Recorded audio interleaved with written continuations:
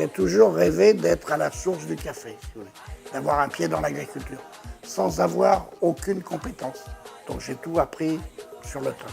La plantation des frères du Noun, un domaine racheté en 2004 par les frères Desplaces.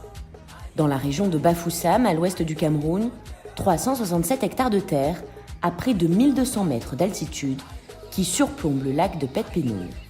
Un homme qui a fait de son rêve une réalité. J'étais en 2003 à faire un check-up à l'hôpital américain à Neuilly avec mon frère. Il m'a dit « Toi, à quoi tu rêves ?» Et je lui ai dit « Moi, je rêve d'aller écouter pousser les caféiers dans le Noun. » Et il m'a dit « Bon, explique-moi, etc. » J'ai dit « Voilà, il y a une plantation qui risque d'être à vendre parce que le propriétaire a des problèmes. » Et il m'a dit « Bon, bah écoute, c'est juridiquement sûr, tu vas et je paye. » La plantation, totalement réhabilitée par Patrick Desplaces, est quasiment autonome sur le plan énergétique grâce à des panneaux solaires.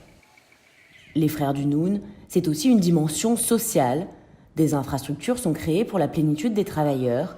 Certains sont logés, d'autres disposent de parcelles de terre pour leur culture vivrière.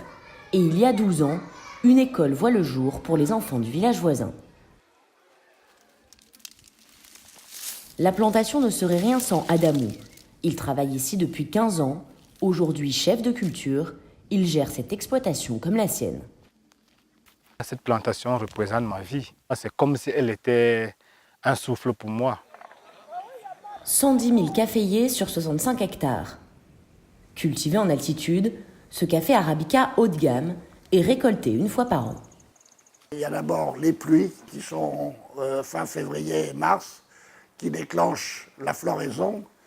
Après la floraison, il y a la nouaison, c'est-à-dire la constitution des fruits. Et après, les fruits grandissent jusqu'à l'époque de la récolte. La récolte commence en octobre ou novembre, pour au moins 3 mois. Elle se fait en plusieurs passages, à la main, grain par grain.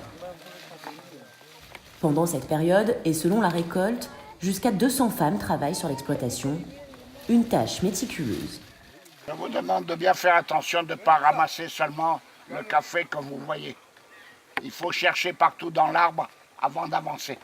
Il ne faut pas avancer jusqu'à l'arbre suivant tant que vous n'avez pas ramassé tout le café qui est mûr sur l'arbre. 250 tonnes de fruits sont en moyenne cueillis chaque année, qui donneront au final 45 tonnes de café marchand. La consigne, c'est de récolter au mieux, de finir tous les grains qui sont mûrs. Et de ne récolter que les grains mûrs, pas de grains verts.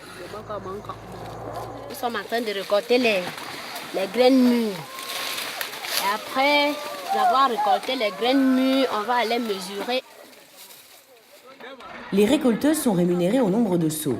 Chaque fin de journée, les femmes viennent peser leurs cerises. Chez les frères du Noun, une partie du café est cultivée sous ombrage. Des arbres trônent au-dessus des caféiers pour leur donner la protection nécessaire. Les Leucaena glauca, voici leur nom, ont de nombreuses vertus. Ces feuilles sont riches en azote. Et l'azote est un des éléments chimiques dont la plante a besoin pour sa croissance, pour sa résistance à l'environnement. Et ça crée également un microclimat qui va contribuer à une bonne maturation de fruits. Donc ça a beaucoup d'avantages. Il existe plusieurs méthodes pour le traitement du café après sa récolte. La méthode sèche pour le café nature et la méthode humide pour le café lavé.